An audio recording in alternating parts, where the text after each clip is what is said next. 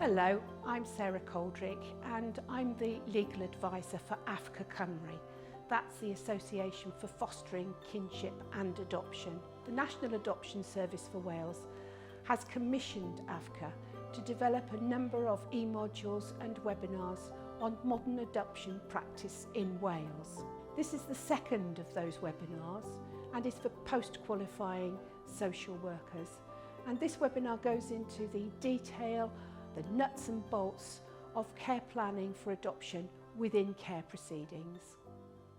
So what will we be covering today? The fact that adoption has changed, that it's very much been modernised and is very different from how it used to be, that it's the right permanence option for some children, that there are lifelong implications for all involved, and I'll be talking about the adoption triangle as we refer to it. And that triangle, the points on that triangle are the child themselves, their birth parents and the adoptive family. And the purpose of this webinar is to look at what is right for the child when you're care planning through care proceedings, your role as a childcare social worker in permanency planning for children, the nuts and bolts of adoption work through care proceedings, and how you evidence the need for adoption, looking at welfare and proportionality, and we'll go into some detail with that. And then lastly, using those NAS good practice guides that I've already referred to.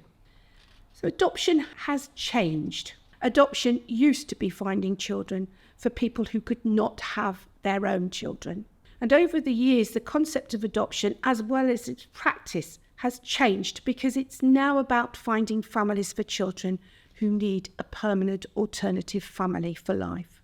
There used to be a complete severance of any form of contact with family of origin and very little information provided to the adopted person about their origins. And it's now acknowledged that the need for information is so important to the adopted person, and that comes in life journey material and also in the adoptive parent's ability to be able to talk to their child as the child grows and layer up information about the family of origin and the reasons for the child not being able to remain with them.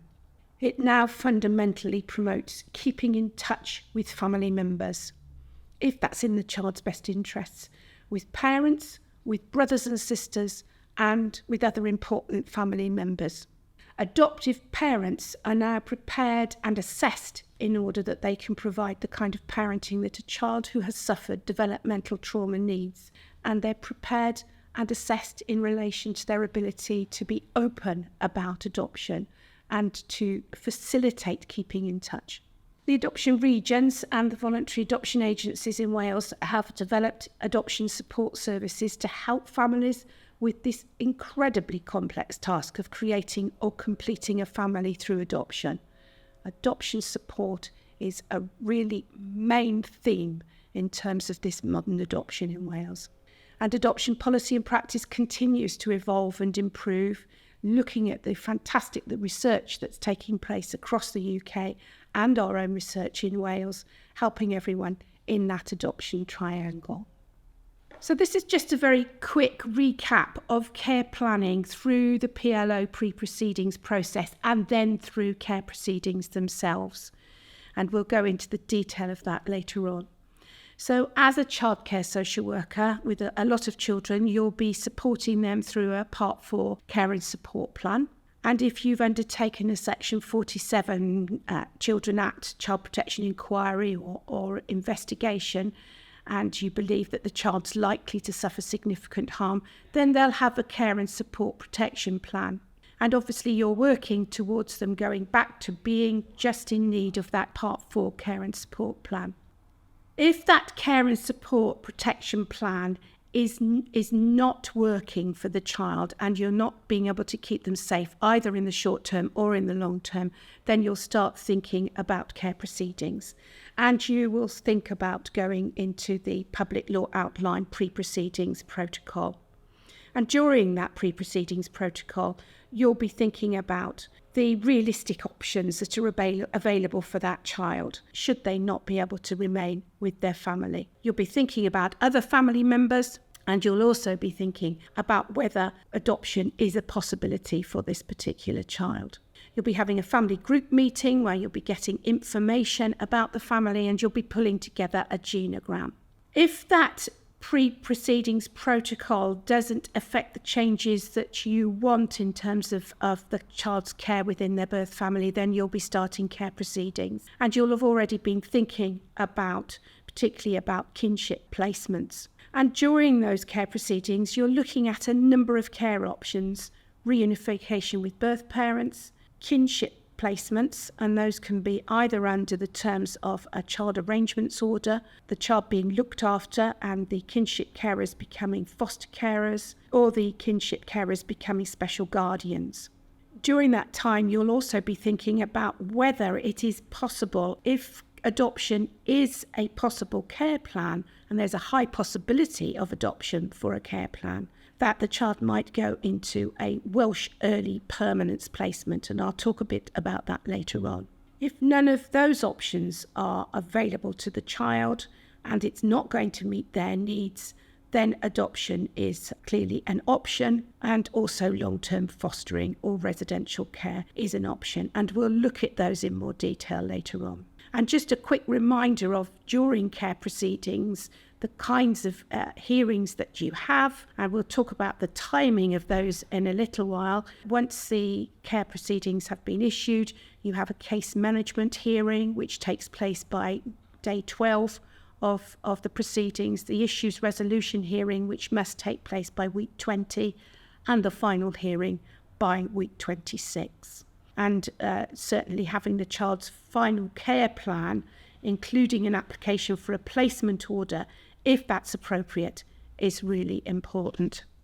So let's go into a bit more detail about these options for permanence for children. What are the options when you're care planning?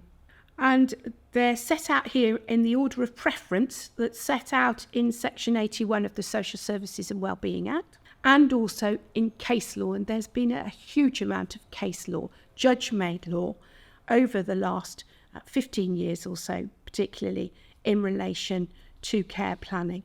And of course, what everybody wants is for a child to be reunified with their parents. We know that that's what's in their best interest, if that's at all possible.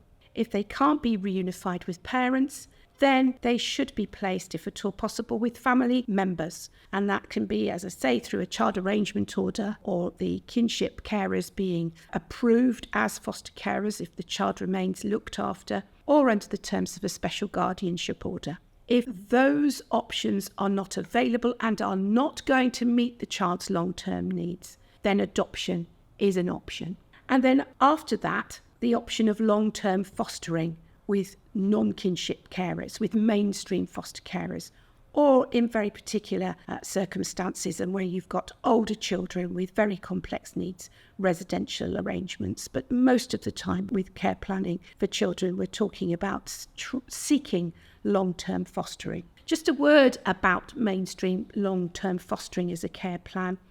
It's placed after adoption in the list because research tells us that if a child can't remain or be placed with family members, then adoption provides a future with better mental and physical health, better educational achievement, and eventually better employment prospects than long-term fostering provides, as well, of course, as providing a lifelong family. But that doesn't mean that you should discount long-term fostering in your balancing exercise, as there may be considerations in this particular child's life which mean that long-term fostering is the only plan that will meet their needs. Historically, decisions have been made in favour of long-term fostering where contact with the birth family was seen as essential for the child's well-being, or perhaps the child was seen as too old to be adopted, and sadly, until fairly recently, a child who was over 4 was seen as too old. And as we know, 4-year-olds are very small. Or perhaps where siblings were needing to be placed together. Now, this historical use of long-term fostering now needs to be looked at in the light of modern adoption practice, where the choice between adoption as a permanency option and keeping in touch with birth family, having contact with birth family, doesn't have to be made. Both can be achieved. And it's similar with the placement of older children and siblings. They can still be seen as a viable option.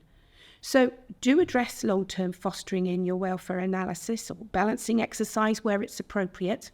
But remember that particularly with the matter of contact, with keeping in touch, you no longer need to make the choice for long-term fostering, as adoption has moved on and really can accommodate those needs for that child. Most of our discussion today is about care planning for adoption through care proceedings. But I just wanted to bring up the matter of the very small number of children who are relinquished, that is voluntarily given up for adoption. And relinquishing babies is not as it used to be. It really now focuses on supporting parents to keep their child, if at all possible. And there is very, very detailed guidance that you need to look at if you have got a relinquished child, or it looks as though a child's going to be relinquished by their parents. And that is the National Adoption Service, CAFCAS Cymru and ADSS Cymru guidance. And it's available on the National Adoption Service website. And it is compiled by NAS, by CAFCAS Cymru and by ADSS Cymru. And very briefly, just to show you how different things are now, the duty that a local authority has to look at the circumstances relating to a child possibly being relinquished. And the local authority has to look at how long they've been aware of the parents' plans to relinquish. And obviously, the more notice they've had of that intention pre-birth, the more opportunity there is to work with and to counsel the parents and the wider family so that they understand the implications for them and for the child. They need to find out who the father is, if at all possible, and the courts do expect the local authority to look into paternity unless there is a very, very good reason not to. And also to look at viable family members who could and are willing to care for the child. So it's not a straightforward process. It has to be done very rigorously, and as I say, it needs to follow that particular set of guidance. So going back now to care proceedings and your role as a childcare social worker in permanency planning, where adoption might be an option. So as we've already alluded to with that diagram that we've seen, you will have been supporting the family with a Part 4 care and support plan and a care and support protection plan, where you've been concerned that the plans are not working or unlikely to work with an unborn child. You contact your legal department for a legal gateway or planning meeting. And at this meeting, you will be given legal advice as to whether thresholds are met, threshold being the Section 31 of the Children Act, and you'll decide whether to start the public law outline pre-proceedings process or protocol. Once the decision has been made to start the pre-proceedings process, you should hold a family group conference or a family network meeting. And the purpose of this meeting is firstly to identify support for the parents within the wider family, to identify who may be realistic options for kinship care if care proceedings have started and reunification is not possible. And as I've said before, those realistic options, you've started to look at those during the pre-proceedings process. You gather crucial information about the child and family that otherwise may get lost once proceedings are commenced. And this is particularly important if adoption does become the final care plan, because that rich information about birth family that's so important to the adopted child and the adopted adult can sometimes get lost, particularly once care proceedings start. So you need to really try and get as much information as you possibly can at that stage. And then start to introduce the possibility of adoption as an option. It's difficult to do that, but it is important to be honest with parents that adoption is an option. It's not the only option, but it is an option. And if it is an option where there's a high possibility of it happening, if there's a high possibility of adoption, then you need to be thinking about a Welsh early permanence placement where that's appropriate. So what is Welsh Early Permanence? This is a framework, an all Wales framework, where if there's a high possibility of adoption, then the child is able to move to a placement at the beginning of care proceedings or very shortly after proceedings, and they move to a placement where the carers are both approved prospective adoptive parents and fully approved foster carers. Now, obviously, when they first move, they are going into a foster placement only, and these carers are only foster carers. And when they're removed from their parents or they're under the terms of an interim care order or they're relinquished, they move into this WEP foster placement. And we're working towards a WEP placement being available for slightly older children as well, whose current placement is ending. And you can see much more detail of this framework on the NAS website. So children are placed with this WEP carer. The WEP carers are foster carers, are properly approved and supported carers, and they undertake all the fostering duties in terms of meetings, in terms of reviews, and facilitating contact in the same way that any other foster carer does. They also work towards and facilitate a transition back to parents if the care plan is for reunification, or on to extended family members if the plan is for the child to move to a kinship foster carer or a special guardian. It's only if the care plan for adoption is accepted by the court and a placement order is made that the WEP foster carers transform into prospective adoptive parents. And this means that the child has missed a transition, and we know that transitions are very traumatic and have a very serious effect upon children's development in all sorts of areas. So the whole idea of Welsh Early Permanence is to cut down on the number of transitions. But to be very, very clear that there is nothing in the Welsh Early Permanence framework that seeks to preempt any decision by the court. It wouldn't dare to do that. And, of course, works towards any care plan that the court decides is in the child's best interests.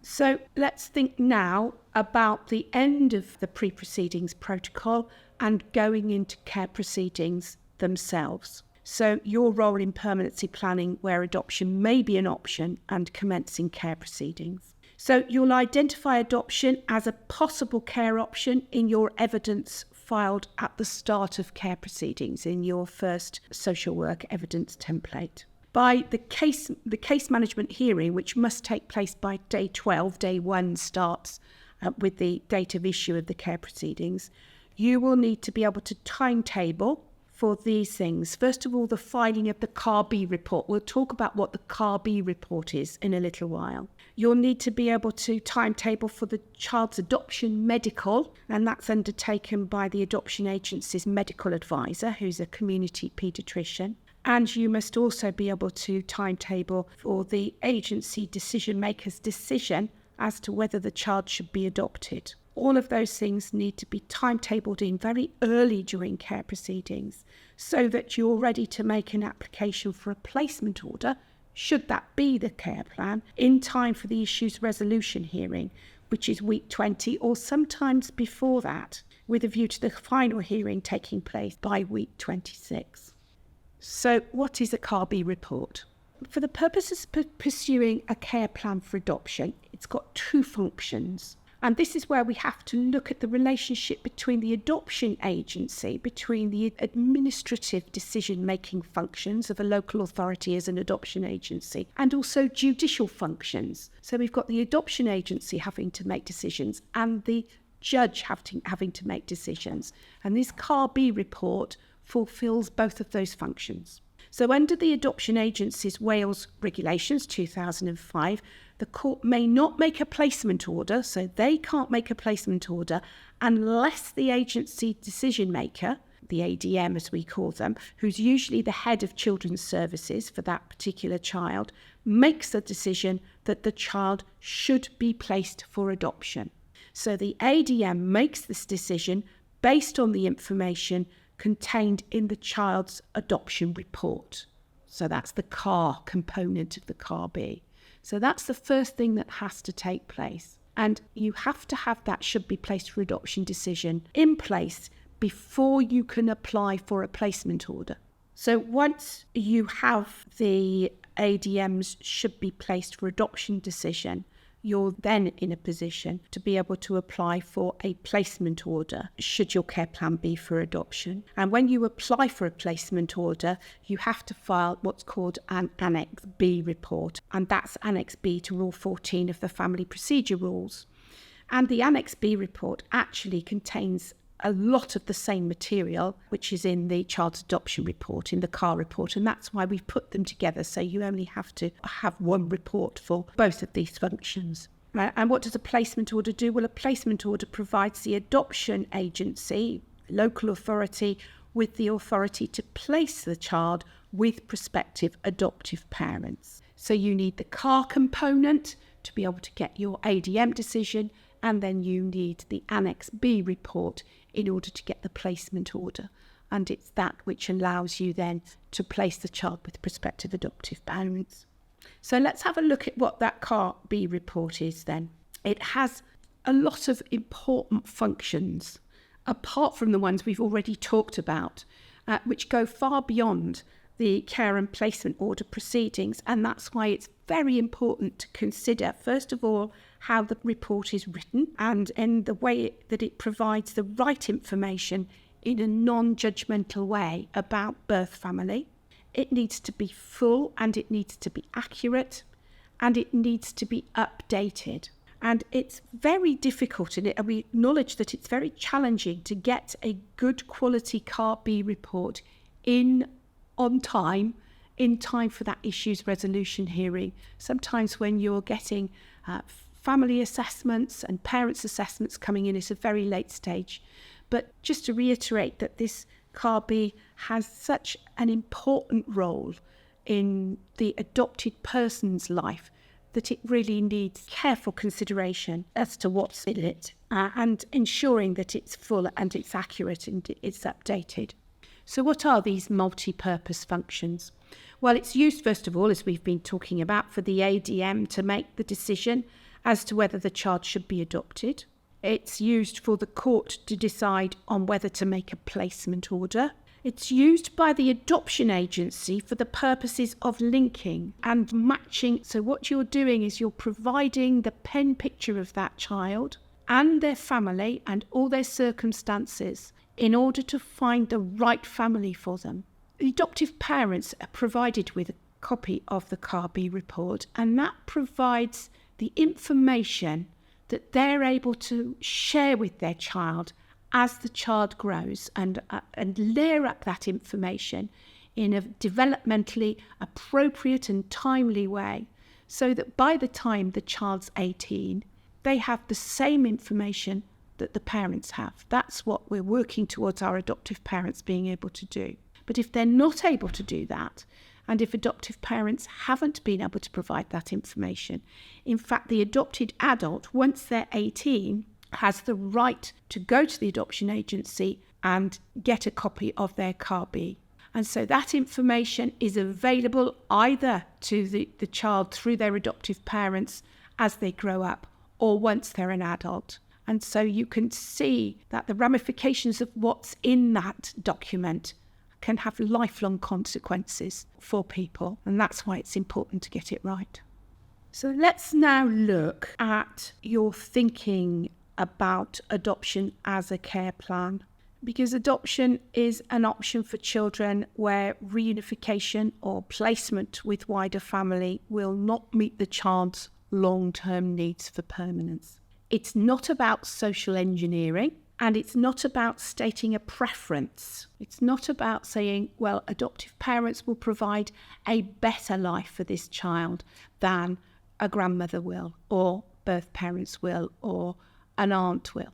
It's about a proper analysis of what those needs are, what that particular child needs, both now and in the future, how all of those involved are able to meet those needs now and in the future, and whether a plan for adoption meets the welfare and the necessity requirements as set out both in the Adoption and Children Act 2002, our childcare legislation, but also the European Convention on Human Rights. Now, the European Convention on Human Rights is a very live part of our childcare law, particularly Article 6, the right to a fair trial, and Article 8, the right to a private and family life. And that is something that we have to address when we're looking at adoption as a care plan. The courts have had a lot to say about what needs to be evidenced to prove the need for a plan for adoption over the years, so we're going to look at that now. In the Supreme Court, our highest court in this country, in 2013, the case of Re B, and in fact there was a subsequent case of Re BS as well, introduced these terms, nothing else will do, and last resort, in relation to local authorities' plans for adoption. And that meant that practitioners and lawyers and the courts interpreted these words as a change in the law and a move away from adoption as a valid option for some children. And this affected care planning and saw the number of children made the subject to placement orders reduce significantly. However, subsequent judgments and speeches, and particularly since 2014, so quite soon after that, those judgments in 2013, by the senior judiciary, have sought to clarify what Re B and Re BS really meant, or what they now think it should mean. These tests are taken from a speech that was made by the President of the Family Division in 2016, Sir Andrew McFarlane. And he first of all talked about the Adoption and Children Act and the welfare principles as set out in Section 1. And the test for determining whether a child should move into adoption turns on their welfare throughout their life. Remember that that's the difference between the Children Act welfare checklist and the Adoption and Children Act welfare checklist talks about the child's needs throughout their life. And that's to be the paramount consideration for the court and also the adoption agency. So your evidence in the care proceedings and in the Car B, undertaking that balancing exercise in terms of each permanency option with its benefits and its challenges, and looking at the lifetime of the child, provides the information to prove that only adoption will do, rather than nothing else will do. We think that the term only adoption will do is a better way of thinking of care planning for adoption, rather than the very negative nothing else will do. So the President then goes on to look, after looking at the Adoption and Children Act welfare checklist and paramountcy principle, he goes on to look at the European Convention on Human Rights and the doctrine of necessity. And what he says is that the outcome for the child, as well as doing that which meets their welfare requirement under the Act, must also be necessary for their protection and must be proportionate. So you need to think about, is adoption a necessity for this child? Is it only adoption that's going to meet their needs? Not that it's a preference, but it's the only care plan that's going to meet that child's needs, both now, in 5 years' time, in 10 years' time, and into adulthood. The President then goes on to talk about the doctrine of proportionality, where you have to prove that only adoption will do. He says that proportionality is built into the Children Act and Adoption and Children Act, in that a court shall not make the order or any orders unless it considers that doing so will be better for the child than making no order at all. So in a sense, he's come round full circle, because we know that the Children Act and Adoption and Children Act, if properly adhered to, are European Convention compliant. And therefore, if you think about both the welfare requirements of the child and are sure an adoption order is a necessity for that particular child, because that is the only order that's going to meet their needs, then you will have satisfied the court for the need for adoption. So how do you demonstrate in your final care plan, or probably in your final evidence and Car B, that only adoption will do in meeting the child's needs? Well, you take this balance sheet approach. You show your workings out as you have to do in a maths exam. And what you do there is that you consider the advantages and disadvantages of each possible realistic care plan. And that's going to be reunification with both or either parent, with kinship carers, with adoption, with long-term fostering if that's a possible care plan. And what you're doing is you're proving that the child requires adoption, that only adoption will do, not that adoption is the preferred option. And if you concentrate on the child's needs, who is able to meet those needs, not just now, but in 5, in 10 years' time and into adulthood, then you'll be able to prove that only adoption will do. And you need to remember the paramountcy principle and the Adoption and Children Act welfare checklist in order to be able to prove that. So that balance sheet approach, showing your workings out, is the really important part of this exercise, and being detailed about it, and not just saying this particular child needs a secure environment where they're able to meet their developmental needs. That's not enough. What you're having to do is look at that particular child, look at their particular developmental needs. You look at each of those particular care options and analyse how those particular carers would be able to meet those needs, both now and in the future. When you're looking at that balance sheet approach and you're talking about this individual child's needs, it's no good just saying this child needs security and love and the ability to meet their own developmental needs. What you need to do is look at their individual needs and how each of those options within your balance sheet exercise is able to meet those needs. And that's how you will come to the right decision as to whether adoption is the appropriate and the only option that will meet the child's needs.